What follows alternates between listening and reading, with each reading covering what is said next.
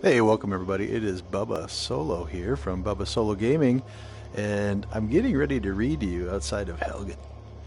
What I have here is a book called The Dragon Break. It's a shorty. Let's dive into it. The Dragon Break, re-examined by Fall Drern. The late Third Era was a period of remarkable religious ferment and creativity. The upheavals of the reign of Uriel VII were only the outward signs of the historical forces that would eventually lead to the fall of the Septim dynasty. The so-called Dragon Break was first proposed at this time by a wide variety of cults and fringe sects across the empire, connected only by a common obsession with the events surrounding Tiber Septim's rise to power, the founding myth, if you will, of the Septim dynasty. The basis of the Dragon Break doctrine is now known to be a rather prosaic error in the timeline printed in the otherwise authoritative Encyclopedia Tamrielica, first published in 3E12, during the early years of Tiber Septim's reign. At that time, the archives of Alinor were still inaccessible to human scholars, and the extant records from the Alesian period were extremely fragmentary. The Alesians had systematically burned all of the libraries they could find, and their own records were largely destroyed during the War of Righteousness.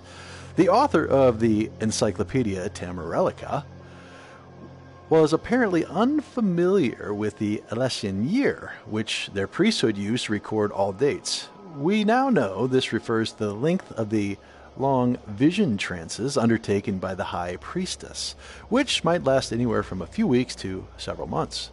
Based on analysis of the surviving trance scrolls, as well as the murals and friezes from the Alesian temples, I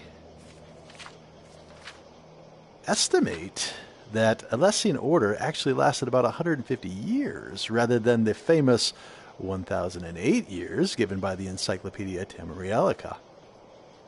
The mystery of the millennial plus rule of the Alesians was accepted, but unexplained until the spread of the Lorcan cults in the late Third Era, when the doctrine of the Dragon Break took hold. Because this dating and explanation was so widely held at the time, and then repeated by historians down through today, it was come to have the force of tradition. Beware of tradition.